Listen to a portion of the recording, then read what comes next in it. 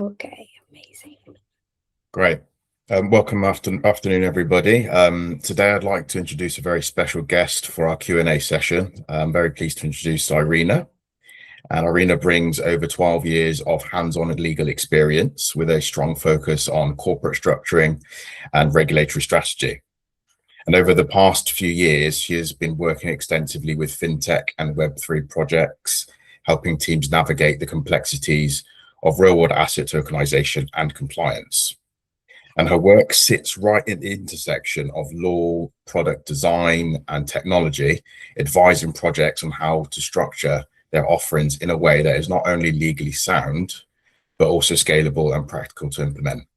So today she'll walk us through how to approach legal structuring and what to consider from a regulatory perspective. So over to you, Irene. I'm going to whiz through a few key questions that I've put together from us and from the community, basically. Thanks so much for this amazing introduction, Joe. Pleasure to be here, and let's begin. I hope my answers will be helpful. Awesome, great. All right, excellent. So so from your experience, what are the most common misconceptions founders have about compliance when building fintech or tokenized products, basically? Thanks, amazing question. Brilliant, because honestly, every project that comes to us, they usually underestimate the whole regulatory burden. One of the biggest misconceptions we see is that compliance is something you deal with later, almost like a checkbox before launch. But in reality, compliance is not a layer you add at the end. It's something that fundamentally shapes the product from day one. Another very common misconception is that being decentralized or call yourself just a tech platform automatically keeps you outside regulation. Founders assume that if they don't custody funds or if everything is on chain, they're safe. They don't need to worry about regulation. But regulators don't look at technology labels. They don't look at what's written in your terms. They look at what you actually do and assess the type of activity you are trying to conduct. If your platform facilitates investment, matches buyers and sellers, or influences user decisions, you may already be within the regulated scope, depending on the jurisdiction, of course, especially the jurisdiction where your potential users are. And finally, many teams think that compliance is binary. You either need a license or you don't need a license. But I'd like to refer to this as a spectrum of various activities and spectrum of licenses. So small design decisions and project activity pivots, new features, like how your UI presents information or how transactions are routed, can significantly change their regulatory exposure. And from non-regulated technology-only provider, you can quickly trigger some licensing requirements.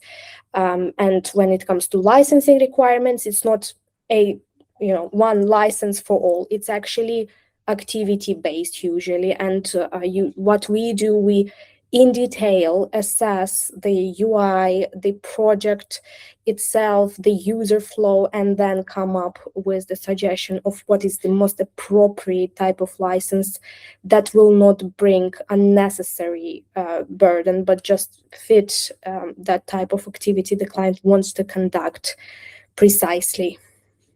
Awesome. Okay. And when do you think organizations arbitrarily and unintentionally cross into regulatory territory, if they do at all in the first place? Usually, happens much earlier than founders expect. Most projects cross into regulated territory not because of their core idea, but because of how they implement it. For example, the moment you start facilitating transactions between users, presenting investment opportunities, influencing decision-making through the interface, you are moving closer to regulated activity. Another trigger is when projects move from being purely informational to operational. So a dashboard showing data is typically fine, but once the same interface allows execution, routing, or structured participation, the regulatory analysis changes completely. And what's important is that this shift is often subtle. It's not a big milestone. It's a series of small product decisions and pivots, as I mentioned. So, even introducing a small new feature or just small changes in how the system used to operate can already trigger certain regulatory exposure. And that's why early legal analysis is so critical. And it's not a one-time exercise. It's actually every time you are planning a significant product platform update. Ideally, you need to assess this from the compliance perspective with your internal compliance personnel or obtain external opinions, whether that the updated platform functionality still fits into your regulatory position that you used to have prior to that, and whether any license upgrades or new licenses are required to actually introduce those new features. Okay, that's interesting. Okay, so that might be an interesting segue into what I wanted to discuss next. So there's some DORA related questions that I've got.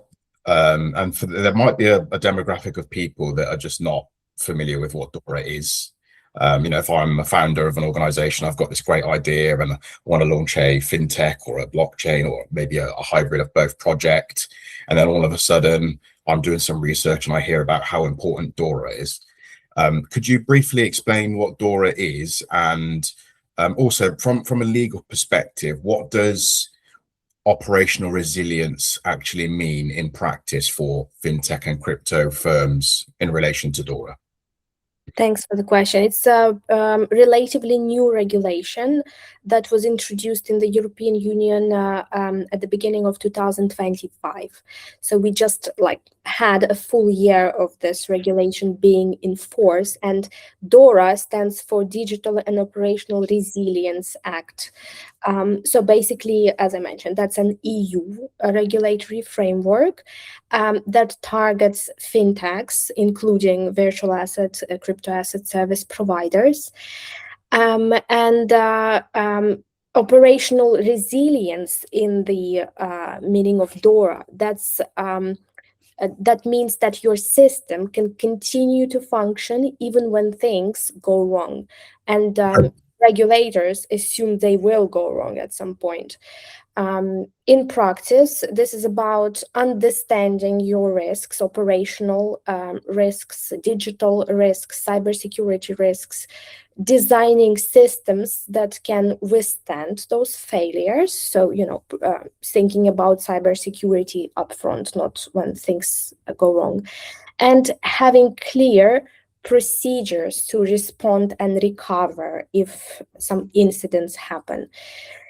So again, it's not about only cybersecurity. It includes system outages, third-party failures like cloud services providers and whatever you use, and outsource, data issues, and even internal processes breakdowns. If something within the organization fails. So this framework and similar frameworks are actually available across other jurisdictions as well. Or if it's not a standalone regulation or framework, still similar requirements exist, not only in the EU, but in other regulated jurisdictions for fintechs, for the stage when you are looking to obtain a license and when you are looking to maintain that license. The regulator expects certain level of resilience in terms of operational and cybersecurity risks. So from a legal perspective, it means that you must be able to demonstrate that you have identified critical functions and you have responsible personnel within the team, like the compliance function, CTO, whoever's actually selected to be responsible for this area. You've mapped dependencies and planned a substitute for those critical dependencies for your outsourced functions. You have a substitute if the provider number one fails. You need to have a plan to quickly switch to a different provider so that you minimize the impact on your clients. You must test your systems and you must ensure that you can recover from incidents within acceptable timeframes. So that's generally what DORA is in the EU and what similar acts would expect in other jurisdictions from those licensed firms. Okay, I think you've answered some of what I was next going to ask, but if there's anything else you want to add on, I think what would be interesting to know is what DORA expects from a security review or an audit, and also how often do they do these audits from a regulatory perspective, and is there a way of, because it's quite broad in the sense that there's lots of companies out there that would come under DORA jurisdiction, but I would hazard a guess and say a lot of them are not compliant, not necessarily deliberately, but they might be a little bit ignorant to as opposed to what they need to be compliant with specifically. So yeah, my question is what's on the card when it comes to regulatory audits from DORA? What do they expect specifically? Thanks for the question, Joe. Yes, so because the regulation is still quite new, many market participants are not yet taking it as serious as needed. Right.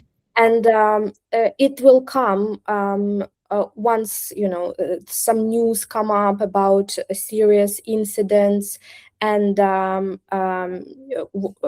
market and information intelligence sharing works, and firms actually see that certain fines were imposed on those non-compliant companies, and they will start taking it more serious. And in terms of what's expected, so again, it needs to be not just implemented technically and operationally.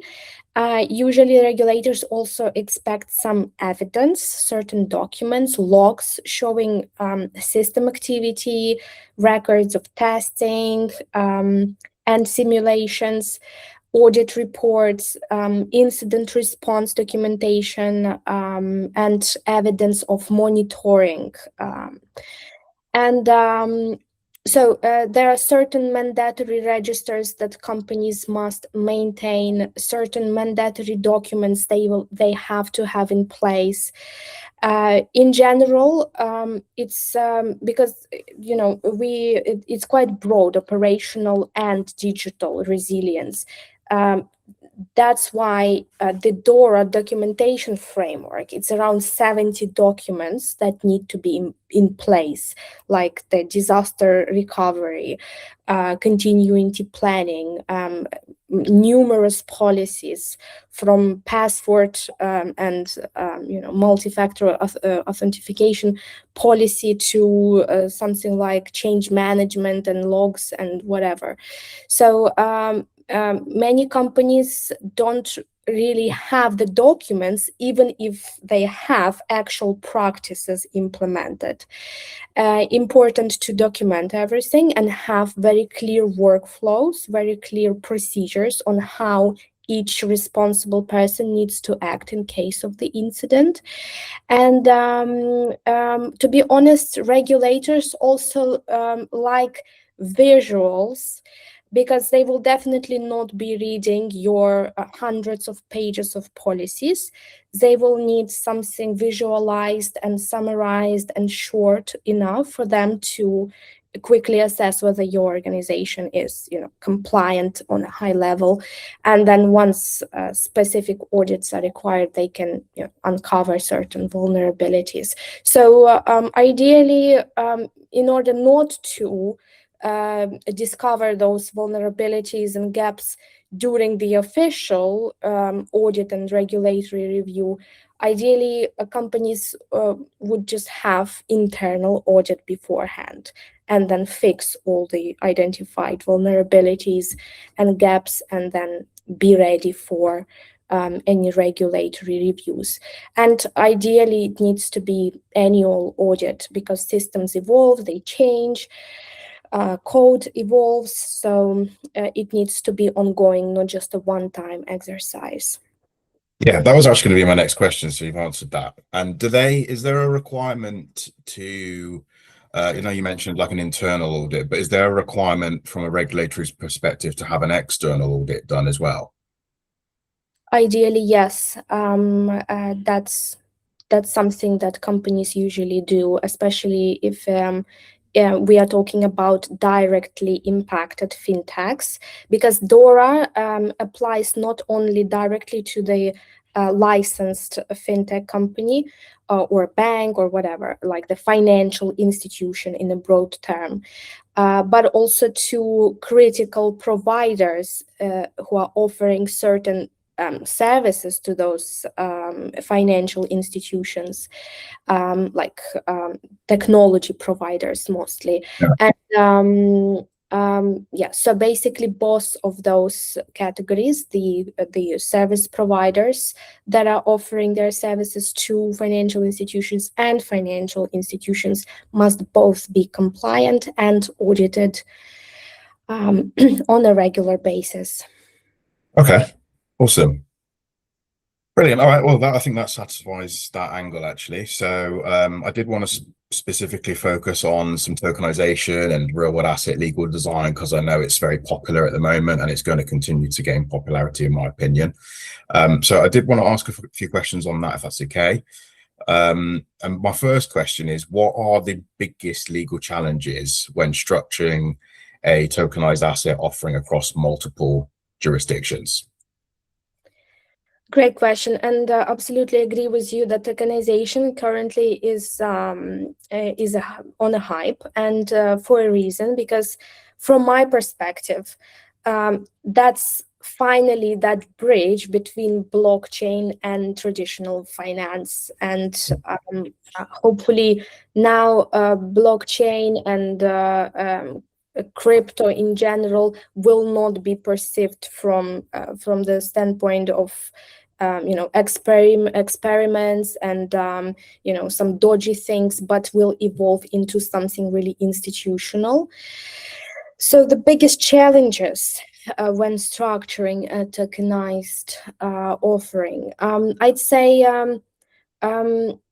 it would be aligning three layers: the legal structure, the economic model, and the technology.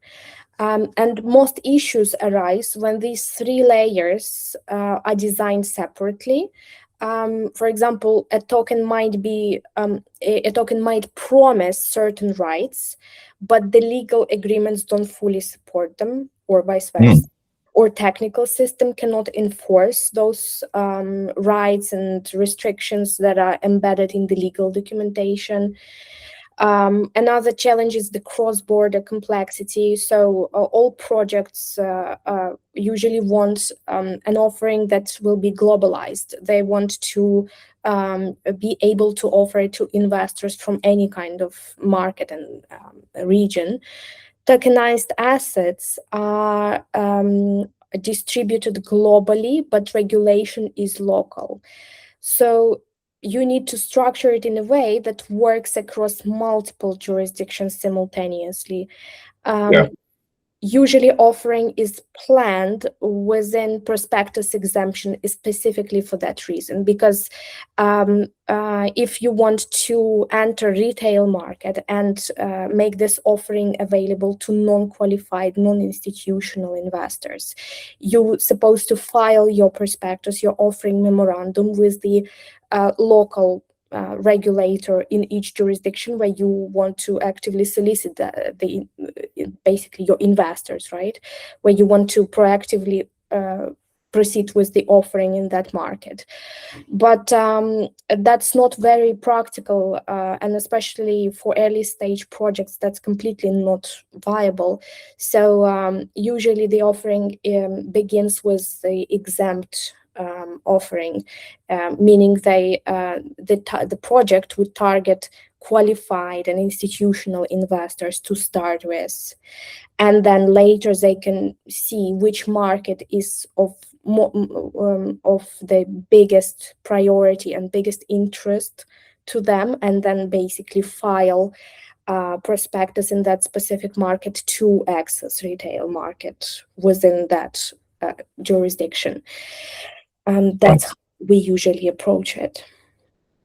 Okay, interesting. I think you probably answered part of what I was next going to ask you, but just to refine, how do you approach, or how would a client approach jurisdiction selection when it comes to token issuance, and what are the key trade-offs that founders should understand in relation to that? Again, there is no universally best jurisdiction. It always depends on project's goals and the function of that entity that is going to conduct offering, or the function that entity is going to handle. For company that will handle group stack development function, for example, and basically that entity doesn't have any investor-facing activity. They just provide software development service to the group, or basically to other parts of the group. So for this type of activity, the key jurisdiction selection factor would be location of the team, for example, or access to traditional banking infrastructure. Tax environment, very important, because most probably this entity will be receiving those fees, certain operational income, and we need that upfront transparency of how this income is going to be taxed. But for entities that will act as issuers of tokenized securities, we would look at target investors. This is the most important factor, because, as I mentioned, the regulatory reality, the regulatory, the jurisdiction that will be governing how that offering is conducted and how those tokens can be distributed is solely determined by where the users, the investors are. That's what dictates which rules apply to you, which laws apply to your offering. So the offering must be compliant with the laws of where the investors are, not where the company is incorporated. That's something that most of the projects don't really realize, and sometimes they are even surprised that just deciding to set up in XYZ jurisdiction doesn't solve their issues when they are trying to offer their tokenized securities in some other, especially very strictly regulated markets. Yeah, that's interesting. And I've heard that before, actually. A lot of people don't realize that just because your entity is registered in the Cayman Islands, or if it's in the UAE for whatever reason, doesn't really mean you're exempt from that particular regulatory coverage. So, for example, with the EU AI Act is another example, and if all of your users are in the European Union, but your company's over in Australia, it doesn't make any difference.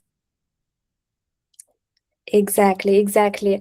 So this regulatory clarity and licensing requirements are also very important factors when projects are assessing jurisdictions for their licensed activities for issuance or for some regulated services in regard to traditional securities that are tokenized or digital assets. And of course, long-term scalability is also an important factor. So one jurisdiction is not access to investors globally if you want to handle investor solicitation internally. So you might be an issuer in one jurisdiction if placement and distribution will be handled via licensed venues or brokers. So basically, if you engaged with already licensed broker in a specific jurisdiction, that might ease your go-to-market offering strategy. So each case is analyzed in detail, and then we basically help the projects select the most appropriate approach aligned with their strategy. And very important to distinguish the issuer role and this intermediary role, or certain investment services that surround the issuance and offering of those tokenized securities. And it is even more complex for those intermediary platforms that are not issuing their own securities, but actually offering someone else's securities on their interfaces. As I mentioned earlier, it's a spectrum of activities. It could be just information platform where people just read about various opportunities and they have no way of communicating with issuers within the platform. That's one reality, regulatory reality. They can be able to place an order, but then the platform doesn't really execute the order. That's a different scenario. Or it could be a fully functioning multilateral trading facility, proper exchange, and that's a completely different story, much heavier regulatory burden, of course. So each interface, each project, each service offering that the team has planned needs to be deeply analyzed, and usually we suggest staged evolvement of those activities to the projects, especially if it's a startup. They might not be ready, not just financially, but even operationally ready to become an exchange, right?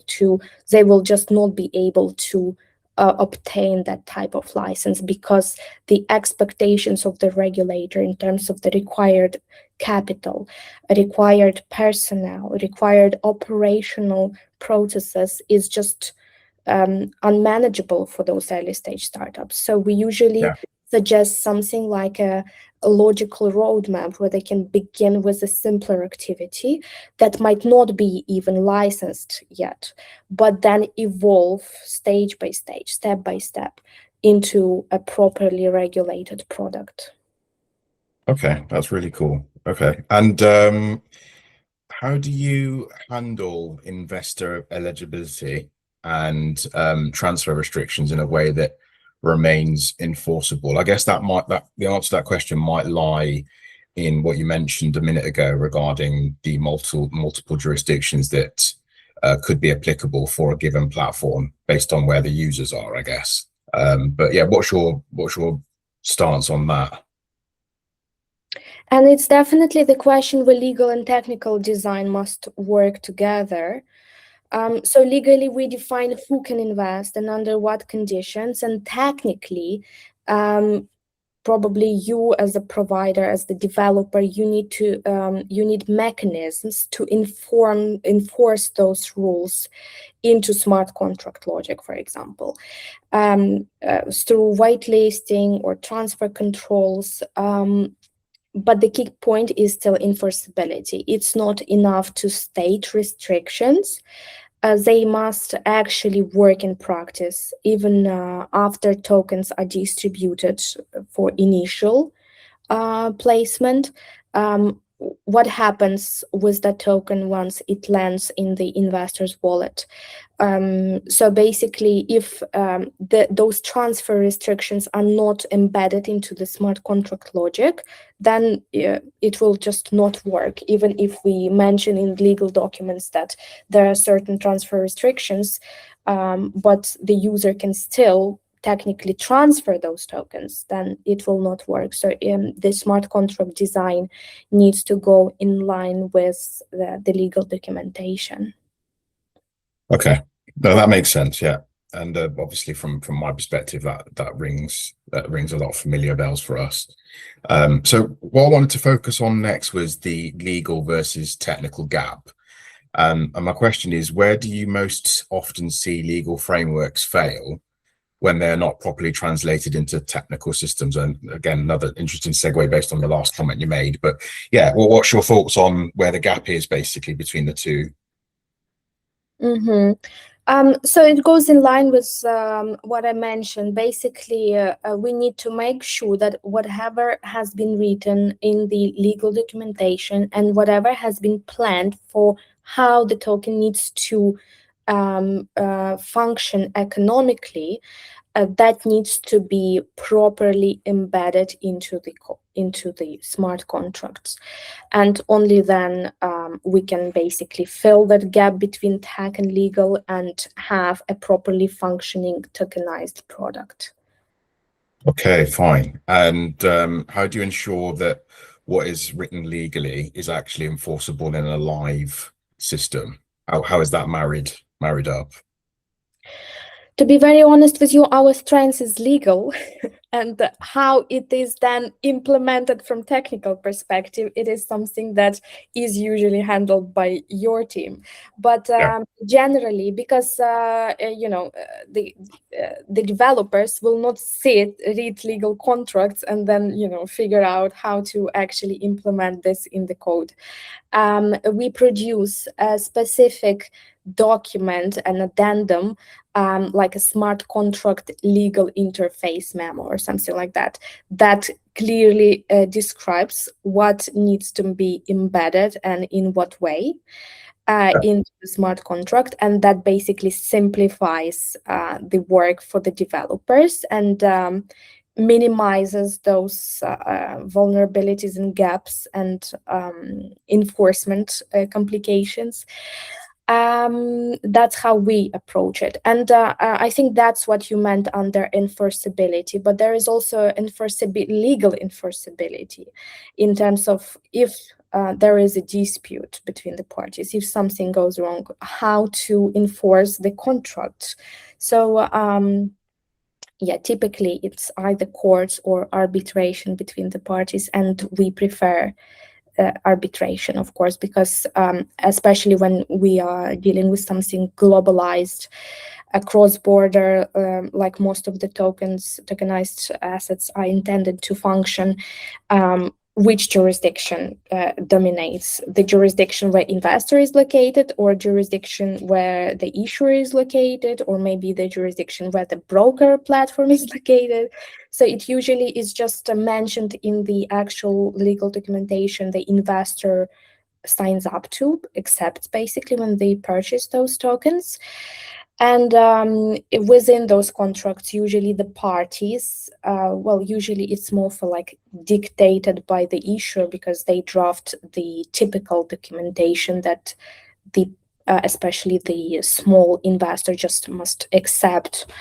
But if it's a larger institutional investor that's going to purchase a significant portion of the supply, then this is something that could be aligned between the parties and agreed during the negotiations, which jurisdiction, which law would apply to those disputes, and which court or arbitration body will be resolving the disputes that arise between the parties.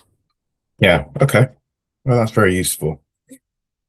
So from a commercial perspective, how do This is an interesting question, actually. So how do regulatory requirements impact fundraising and investor confidence? Now, in the past, I had seen various instances where at that time in the crypto space, there was some up and coming products, ICO stuff, for example.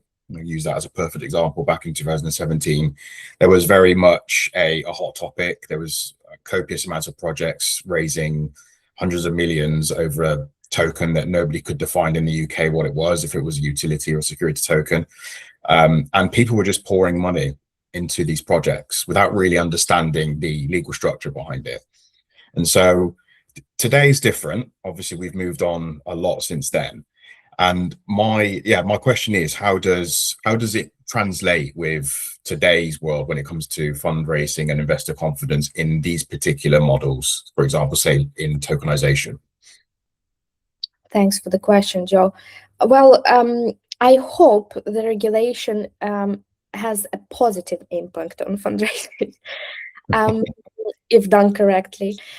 So the clear structure and compliance increase investor confidence, especially if we are talking about large institutional investors. Okay.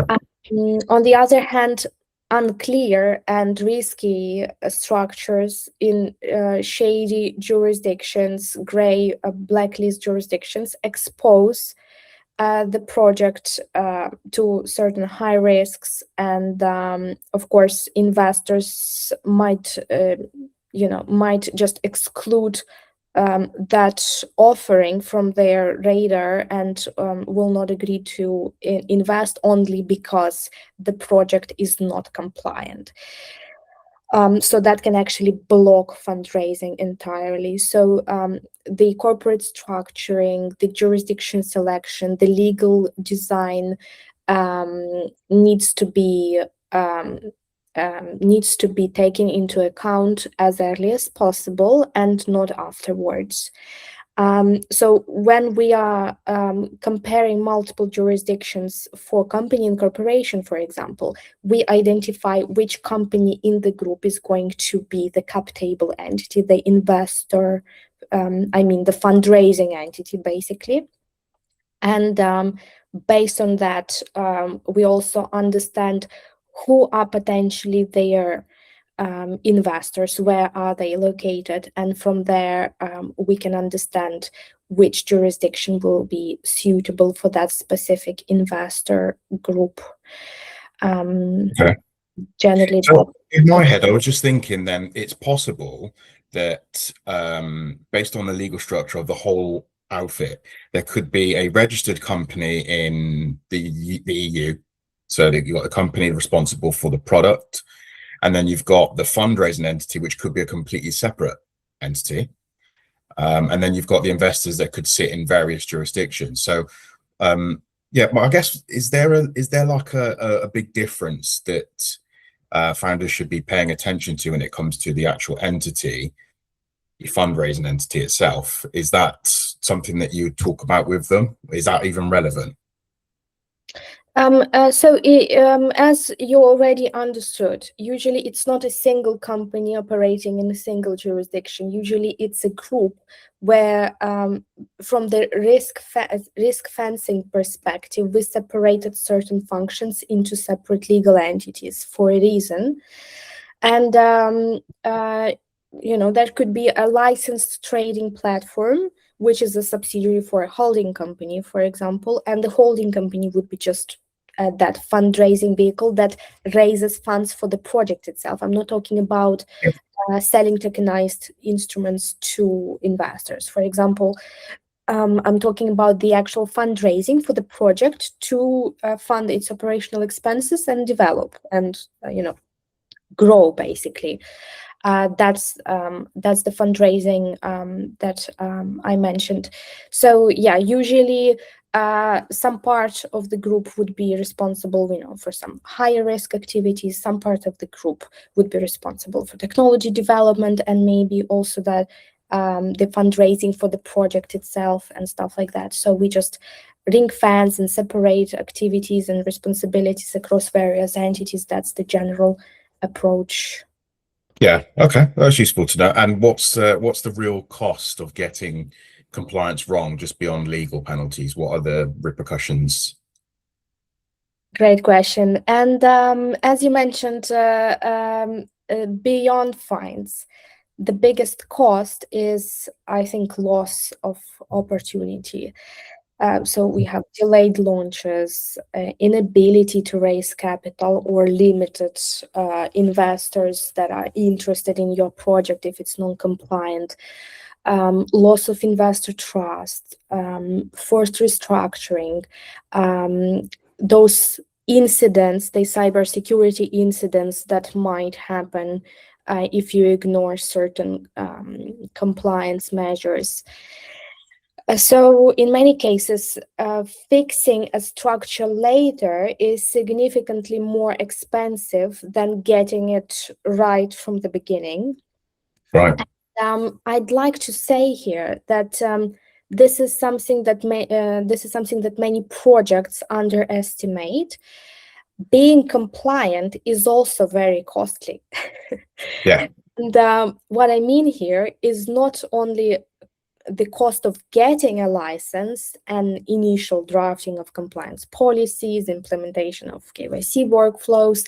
I mean the ongoing compliance operational costs of maintaining those compliance personnel, IML officers and tooling, data protection officers, regulatory reporting, filings, transaction monitoring systems, periodic external audits, legal reviews, cybersecurity and operational resilience requirements, staff training, compliance programs.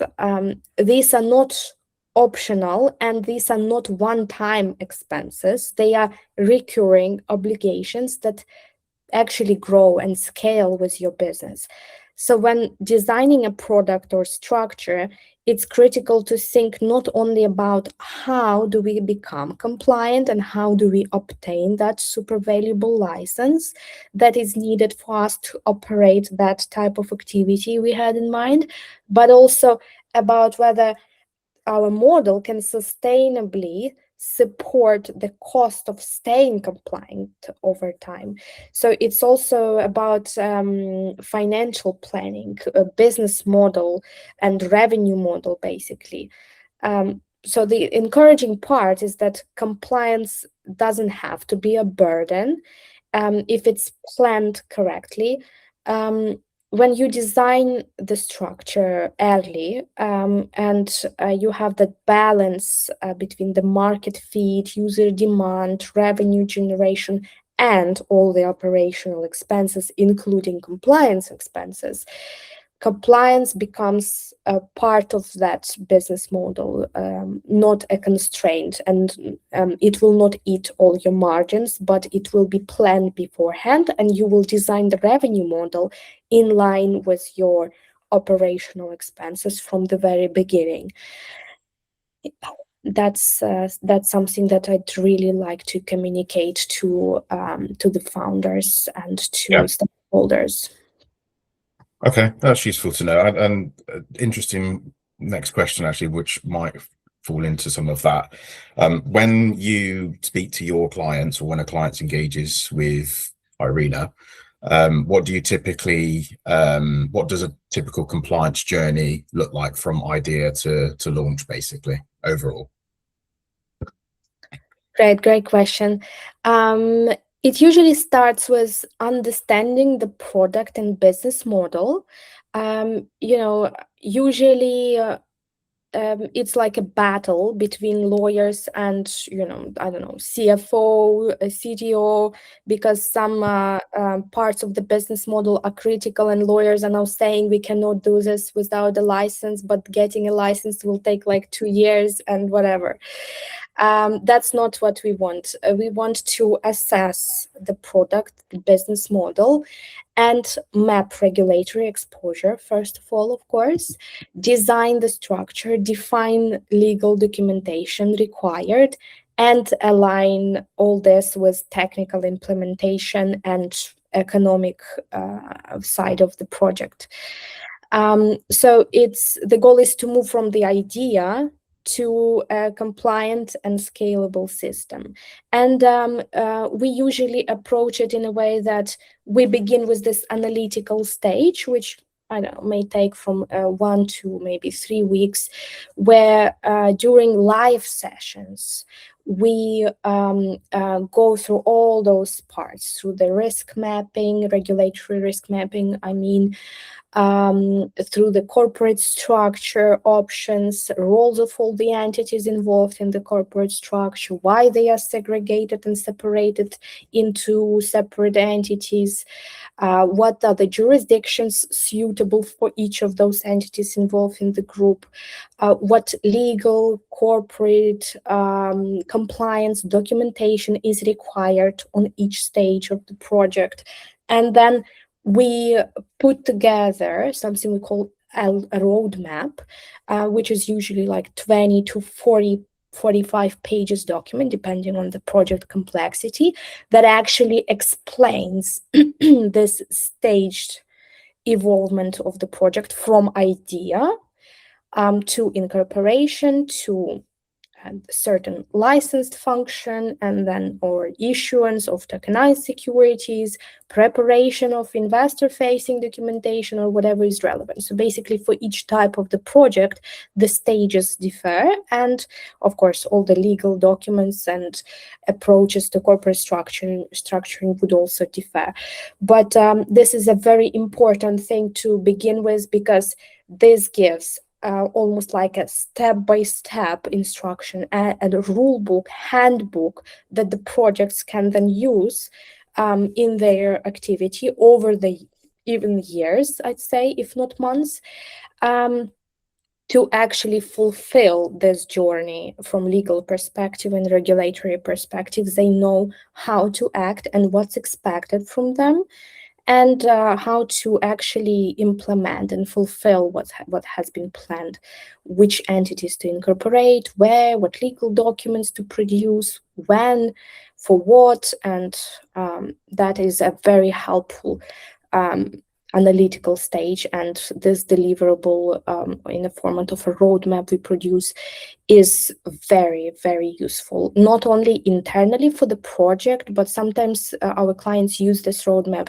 to also discuss this with their potential investors, explain to the investors what's the plan, how they are going to grow over time, and to external providers, they take this roadmap and just go to, I don't know, legal or corporate services provider in a certain jurisdiction, and they just show the document, and it's easier for them to explain what exactly they need, because sometimes we've even had a client who specifically hired us to be that orchestration layer between many providers in the jurisdictions where he's intended to have parts of his corporate structure.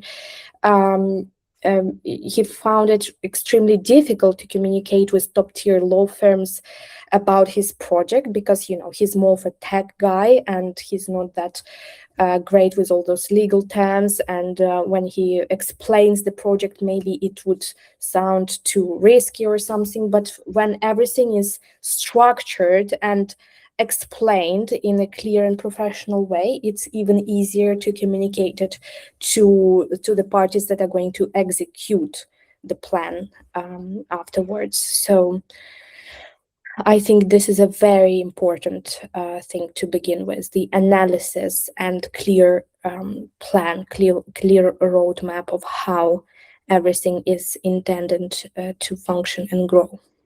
Yeah, and do you get involved after the launch phase at any given point as well? Yeah, absolutely. So we also have in-house contract expertise. We have in-house compliance personnel. We support things like DORA and GDPR compliance, and we assist clients with their licensing applications in various jurisdictions. So as I mentioned, we most of the time are that orchestration layer, aggregator, where we help the client structure their legal, regulatory work, understand the progress of each legal task, and engage appropriate local executing providers, basically, whatever that is, corporate services provider, KYC IML tool, I don't know, document certification, investor eligibility confirmation providers. Many various providers are usually involved in those complex structures. So we are able to support the project on every stage after the launch and ongoingly. Okay, lovely. And at what point would you typically recommend founders bringing in a technical partner? As early as possible. So the earlier legal and technical team collaborate, the fewer issues will come up later. So that's generally the high-level answer. Yeah. We had cases where clients had fully developed interface, fully developed system, but zero, legal opinions, legal analysis of what they have developed, and they thought like their launch is just like 1 month from now. But then when they talked to us, they realized that what they have developed is already something that is typically a licensed activity, and as I mentioned, getting that type of license usually takes a significant amount of time, and of course some costs involved. And not to have the situation where you worked for, I don't know, months or a year or years on a project and developing it, and then when you are almost ready to launch, you then start asking legal questions. You then realize that you're supposed to approach a law firm like a year ago in order to be ready to launch in 1 month, for example. So as early as possible, technical and legal teams, need to work together, and only in this case the projects can have a clearer understanding of the launch timelines and everything that's required in the meantime. Okay, that's useful. I think, yeah, because there's definitely instances out there where people just go ahead, get all excited, develop this platform, and then it's not compliant or it's high risk. You need a license, then you need to refactor everything, and it's just it's a massive headache actually for everybody involved. So it's good to clarify that technical partners and legal teams and founders should really liaise at the early stages, really. Yeah, unfortunately, well, maybe that's natural, that usually technical development happens first, and they think about legal side of things only. For example, when they are looking to fundraise, they start thinking about, do we need a company even? Because we developed this and that, and maybe even it functions somewhere online, it does something on chain, and then they just might just do everything without even having a legal entity, and to us, at a certain stage after, a portion of development has been done already. So, yeah, that's unfortunately the way it is at the moment. Yeah, I guess it's it might be because people have come under the illusion that if you ship quickly, you're going to make more money. But I think in this instance, what we've proved is that the regulatory landscape's a lot more complex than that. You need to be prepared at every given stage, basically. Absolutely. Well, definitely delaying the development is also not an option, especially now, because the technology reached that level of sophistication that new applications, new business models come up like every hour. definitely develop, but remember that there's legal side of things, and it's not because lawyers or regulators are trying to complicate things, complicate lives of developers. It's just because it's not only about investor protection or client or like a user protection. It's also about the project, the founder protection. You need to limit your liability somehow, set clear boundaries of what your users can expect from you in terms of your product or service offering. So yeah, legal stuff needs to be thought through and as early as possible. Yeah, cool. Okay, final closing question. How do you see regulation shaping the design of blockchain and financial systems over the next few years? Thanks for the question. Well, definitely, instead of broad rules, we will probably move towards something like activity-based regulation, system-level requirements, and hopefully compliance will be more natural and embedded into the technology rather than exist only on paper. Yeah. Okay, that's useful to know. Yeah, I think you mentioned earlier about over compliance, and that can be a little bit of a killer really at times. Having looked through myself, some MiCA required compliance, and there's pages and pages, and you can't 100% be sure that you've got everything together. So yeah, I agree with your last point about I think you need more of a refined process where it's not too long, I didn't read type of thing. So awesome. All right, thank you very much, Irina. I really appreciate that. And I hope everybody watching and listening gained a lot of value from that session. I certainly did myself. So yeah, thank you, Irina. Thanks, Joe. It was really great connecting again. Thanks everyone for watching.